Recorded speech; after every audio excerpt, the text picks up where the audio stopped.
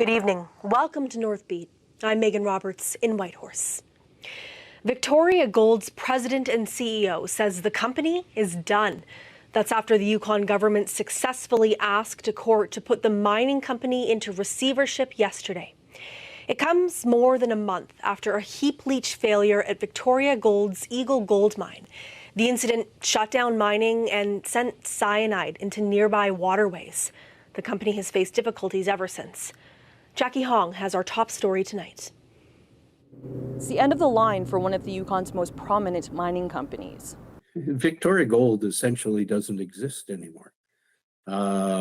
They've taken that ability away from us. So, my board has resigned. McConnell says the company had the situation at the Eagle Gold Mine under control. But 7 weeks after a heap leach failure triggered concerns about cyanide spreading into the environment, the Yukon government had the company placed into receivership. Officials say it was a necessary step because the company was either unwilling or unable to do environmental mitigation work at the site. Nobody wanted to go here, really, Jackie. If we could turn back the clock and it would be June 23rd, I know every one of us and everyone at Victoria Gold and everyone at the First Nation and everyone in the Yukon would want that to be the case, but it's not. But McConnell says it wasn't necessary.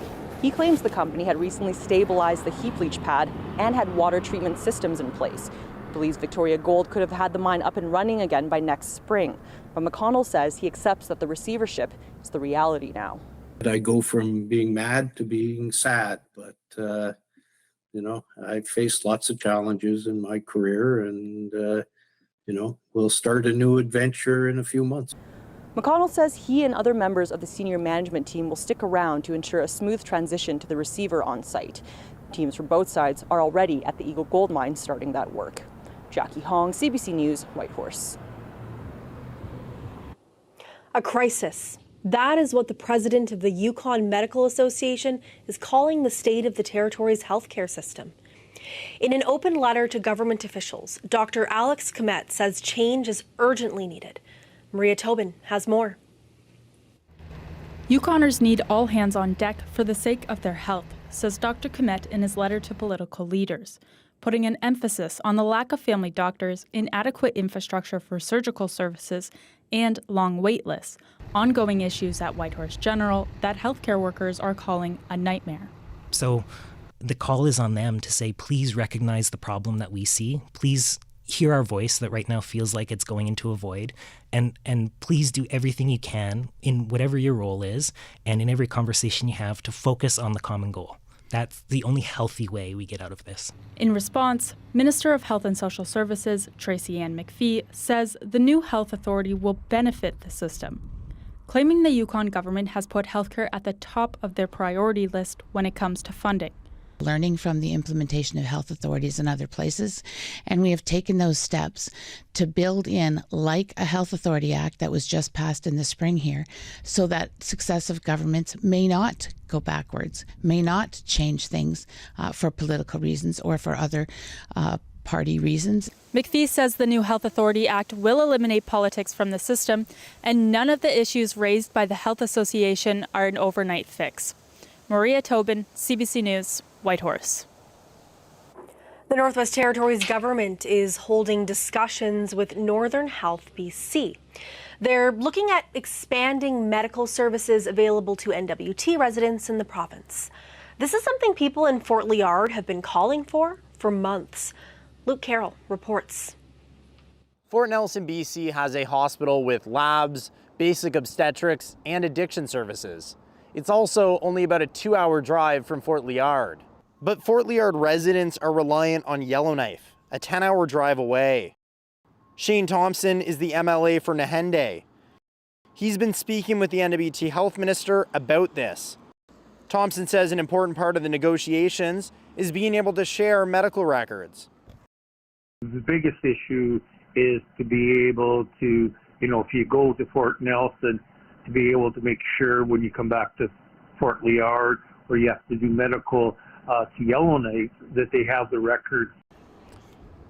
A spokesperson for NWT Health and Social Services says the discussions with Northern Health BC are around determining impacts for accessing service beyond those typically available through reciprocal billing arrangements.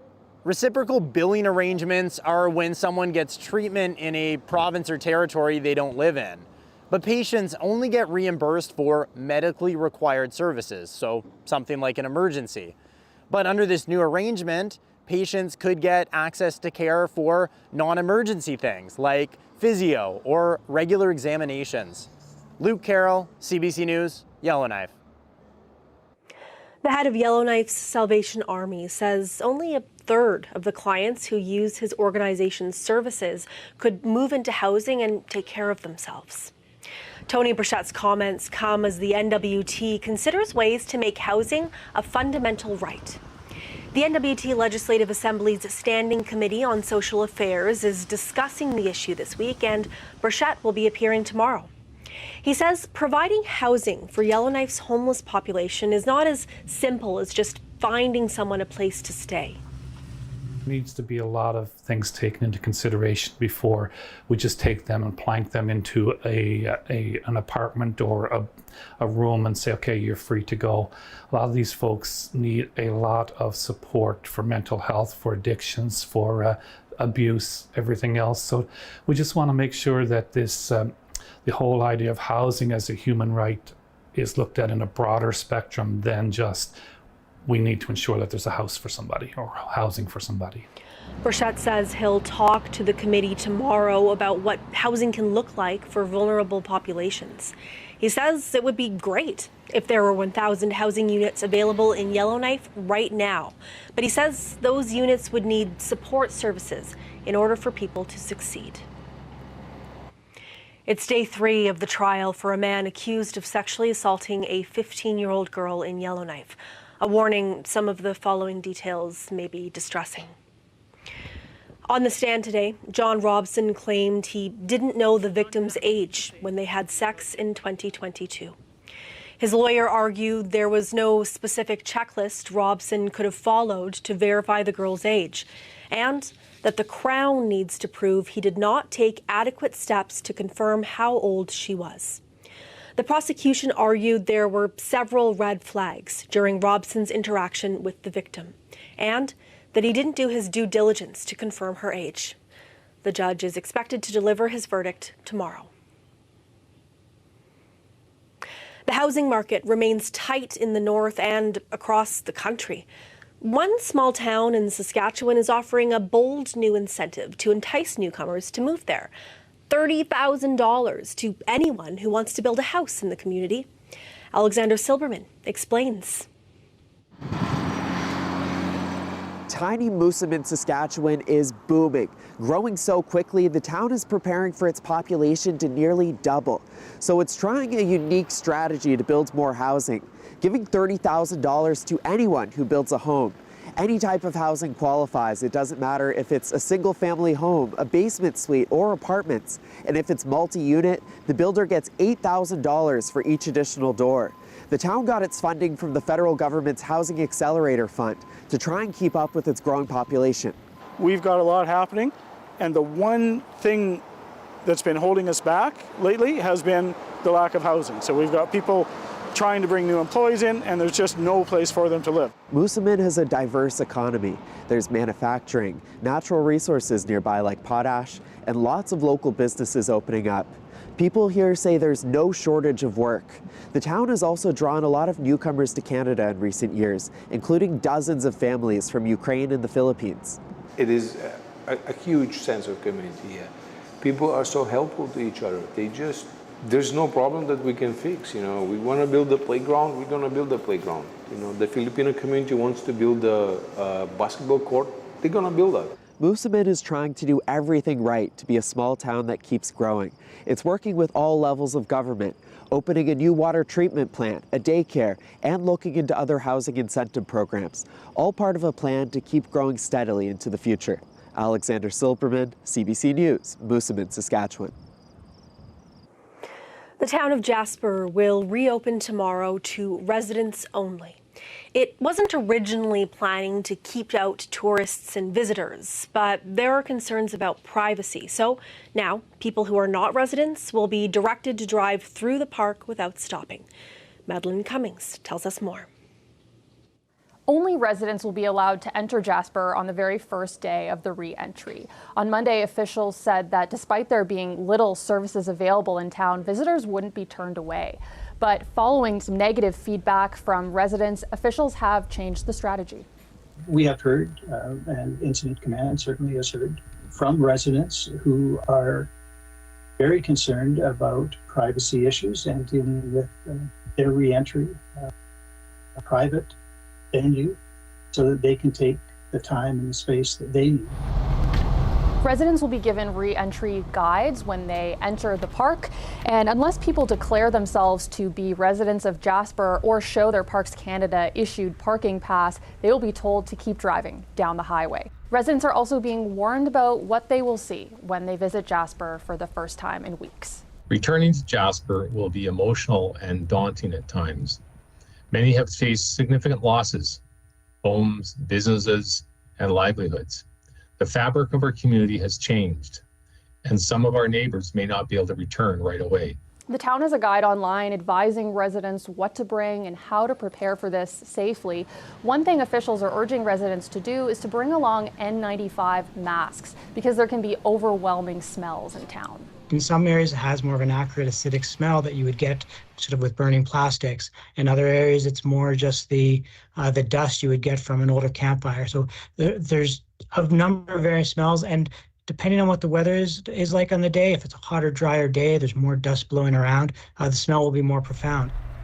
For residents who do decide to visit Jasper on Friday, this will be their first opportunity to see the damage the wildfire has done to their homes, to businesses, to the landscape. 5,000 people have been out of their homes for more than 3 weeks now, but come Friday morning, some of those folks, not everybody, but some, will be able to go home. Madeline Cummings, CBC News, Edmonton. Does public transit really need more police officers? And so this is it. Welcome to the Greenbelt. It is now believed that Titan was destroyed. It makes sense that they get a larger share, or does it? All of this, just single detached homes. Yes. What do we know? How is that even possible? Well, with a little bit of help, I think we can explain it. About that with Andrew Chang. Watch free on CBC Gem. I'm such a fan of this show. Listen to the podcast, Q with Tom Power. The story itself is so unbelievable. The industry wasn't set up for me to thrive in. The presence I feel now is not something that I believed to be possible in the past. So many people thought I couldn't do it. They doubted me. I felt like I ripped my whole heart out. I didn't realize how formative 25 to 30 would be. I have to kind of repress my own self-doubt. You're one of my favorite interviewers, so I was pumped. Get out of here. Q with Tom Power. Available now on CBC Listen or wherever you get your podcasts. This is unbelievable. The heart and soul of any city is best served on a plate. Très bon. Merci. I have some women to tell you about. You don't know them, but you will. Thank you for choosing Plan B. Tell me what I need to do to save my family. Please enter your date of travel. I can't do this anymore. If you could go back, change things, would you do it? This is the CFBC's largest attachment. Congratulations on making the cut. I'm coming for you and everyone like you.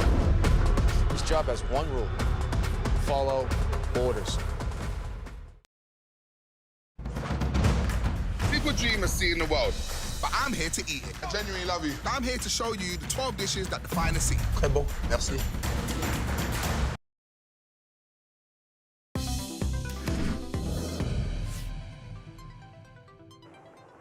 Nunavut's Information and Privacy Commissioner is cautioning government staff against using third-party messaging apps for department business.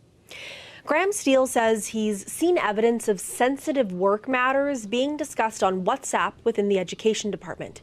He says that's a problem for keeping messages secure and record-keeping. Steele released a report on Tuesday in response to an ATIP request by an education employee. It's the first time WhatsApp messages have been disclosed in an ATIP review since he started the job in 2021. This file has made me ask the question, made me wonder just how extensive is it? It might be just this one department, or it might be all of them, and I've just never known about it. I think I may depending on the Department of Education's response, I may need to look deeper than just that one department. Third-party apps like WhatsApp aren't forbidden under the GN's mobile device policy. The Nunavut Education Department says the app is used for facility issues and staying connected with colleagues. It says it's not used for decision-making. People who subscribe to podcasts, music, and other content from the online platform Patreon could be looking at a stiff price increase. Apple plans to start enforcing a significant fee for purchases made on iOS devices.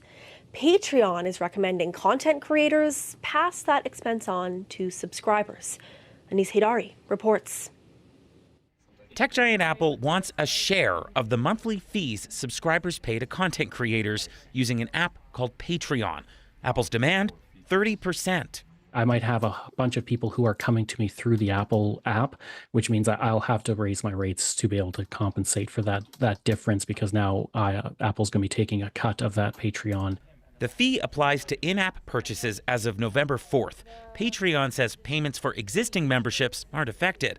Podcasters like Craig Baird aren't sure how much it'll hurt yet. It kind of feels like the Apple cost is just being transferred right to me rather than Patreon taking any kind of part of that or trying to compensate for it. If you don't have an iPhone, you don't have the App Store. The 30% figure isn't new, applying to most revenue from other apps for years. It's unclear what changed for Patreon, which avoided it. Apple didn't respond to requests for comment, but Apple won recent legal challenges to the fee, and the iPhone market is huge. So experts say companies have to go along with it. App developers, software companies, platforms like Patreon live in fear that they have to stay on the right side of Apple's line or risk having their business decimated. We don't have any other choice. App developers don't have any other choice other than to sort of pay these taxes, as you might call them, to the platform owners. The fee can be avoided if users pay on a computer or Android device. But in a statement, Patreon told CBC News it's not permitted to advise fans away from purchasing within the iOS app. And the company is advising its users to increase their rates. Norman McLaren. But in the end, creators will have to decide on their own if they want to eat the loss or raise prices. Anis Haidari, CBC News, Calgary. Some Labrador Innu say they're avoiding the town of Happy Valley, Goose Bay because of a rise in racism and death threats online. The situation came to a head earlier this week when an alleged arson led to a rally by hundreds of people who say the crime has made the town dangerous. Heidi Adder reports. This bar has been in Phelan Wilson's family since the 90s. Now it's been turned into what she believes is the latest example of a growing crime problem here, after an alleged arson she says was foreseeable and preventable. I respect the RCMP and I'm so thankful for what they do. However, I don't think they're capable to take care of the problems that are here in Goose Bay. I don't think they're capable to handle the complexities that come along with this. I don't have the answers, but I do know that crime is very, very high in this town. Wilson helped organize a rally in the wake of that fire to protest what people say is rising crime. The RCMP say they're not seeing that increase in their numbers, but residents believe homelessness, drugs, and addiction problems are leading to more break-and-enters, petty thefts, and even unsolved arsons and homicides. Some of them have turned to blaming Labrador Innu. That's led to a rise in violent racism and death threats against Innu online. An Innu man was charged for the arson at the sandbar, but Wilson says this is not a race issue, and racist comments and rhetoric isn't the answer. But the situation is bad enough that a Shajit mother is warning her children to stay away from the town for now. We don't want retaliation. We don't want Goose Bay to look at the Innu and say, I hate the Innu. Everybody's frustrated. Everybody's going to retaliate, but I don't want our children to see us fighting, because we need to lead by example, not to hurt one another, not to hate one another. I'm so scared somebody's going to get killed. Millie hopes all governments can come together and work toward a solution. CBC requested an interview with the Minister of Justice and Public Safety, but so far that hasn't happened. Heidi Adder, CBC News, Happy Valley, Goose Bay. Nuuk's airport security area isn't secure enough to process international departures. The Danish Transport Agency made that assessment this week during an inspection. That means, for the time being, international flights out of Greenland's capital can't take off. Affected destinations include Iceland and Iqaluit, though domestic flights can still depart Nuuk. Several passengers from Iqaluit stranded by the suspension say they've been booked on a flight to another town in Greenland, then on 4 other flights to get back to Iqaluit. The Greenland airport expects a full resolution by Tuesday. Simulators have proven to be a valuable teaching tool for all kinds of industries. A college in Fort McMurray, Alberta, has been investing in the new immersive technology to use for instruction. The CBC's Dennis Coveton has that story. Keanu College has been investing in new immersive technologies it can use in its teaching to keep up with the needs of various industries and to make learning experience more hands-on for its students. It recently procured an ambulance simulator which imitates what it's like to drive and perform medical procedures in a real ambulance. The simulator shakes and vibrates, imitating the bumps in the road. It does react. All the windows react appropriately, so even the person in the back is going to see motion, they're going to feel motion, so it'll be quite realistic. The simulator tells the student driver what they have to do. A man has suffered a heart attack. Please go to the scene immediately. Turn left.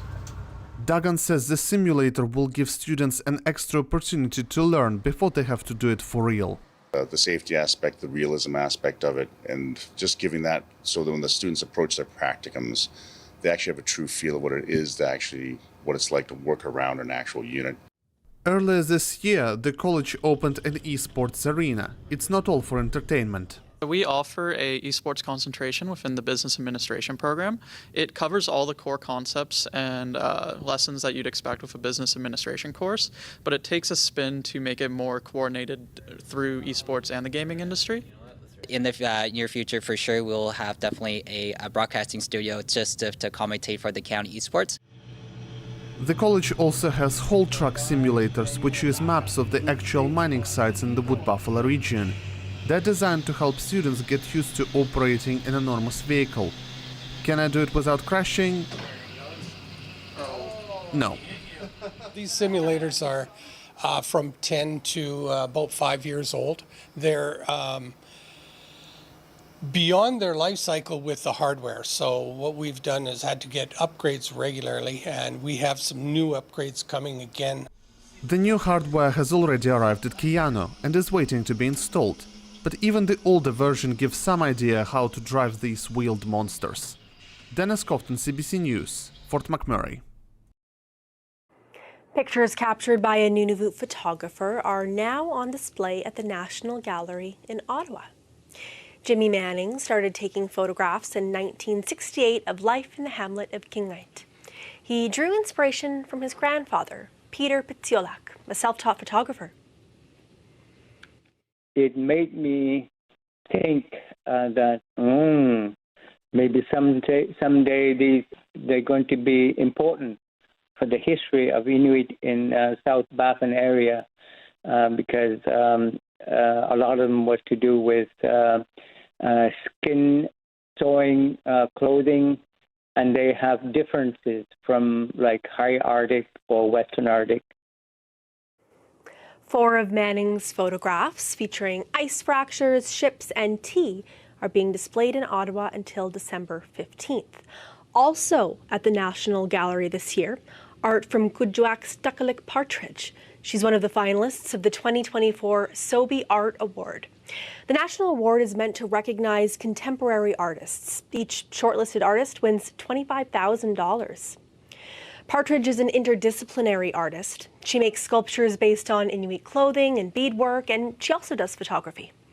Partridge is the shortlisted winner for the Circumpolar region, which encompasses Nunavut, Nunavik, Nunatsiavut, Yukon, and the Northwest Territories. She says it was shocking to get the call about being shortlisted. they just told me, and I was like, no way, you're joking. I thought they were joking, but no.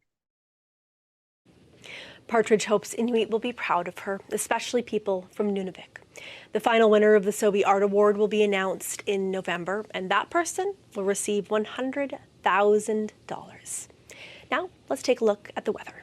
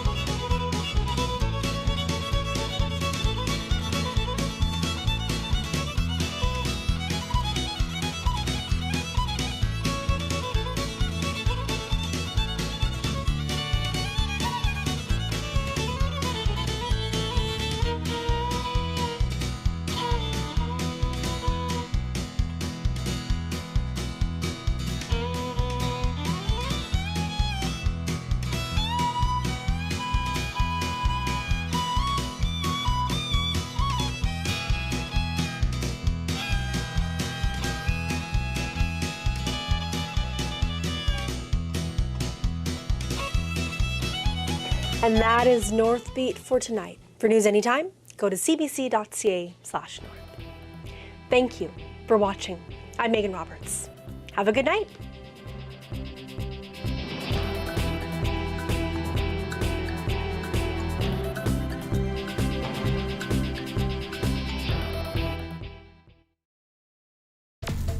Her particular skill set can be helpful to us. She's a con artist. Instead of using your talents for crime, you'll be playing on our team. I'm a cop. You're not a cop. You have a badge? Not yet. A gun? Soon. Not ever.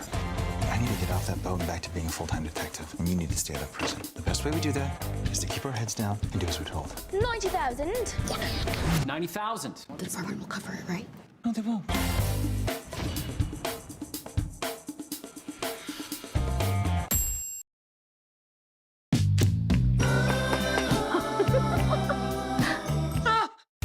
I was a grade 9. Mr. Critch, you need glasses. Glasses? No, I just think the chalk is just a little soft. One of these days, we're gonna have to grow up. But today is not that day. I don't want us to get older either. Son of a Critch. Watch free on CBC Gem.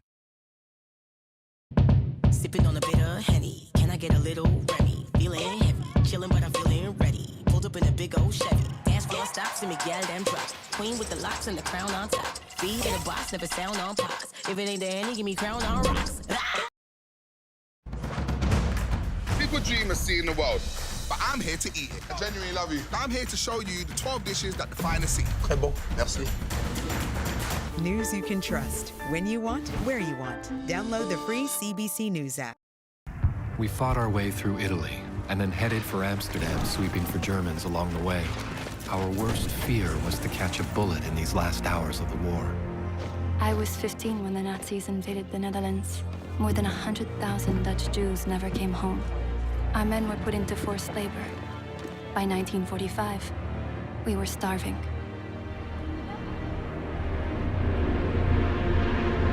The food drops gave us hope. And then, the Canadians came. Before Amsterdam, I couldn't have explained why we were there, all those years away from home. But the Dutch showed us why it mattered. Papa wanted me to bring some soldiers home to thank them personally. And that's when I first saw Wilf. And I invited him over that afternoon. Marguerite Blaise married Lieutenant Wilf Gildersleeve. They moved to Vancouver, where they raised 8 children.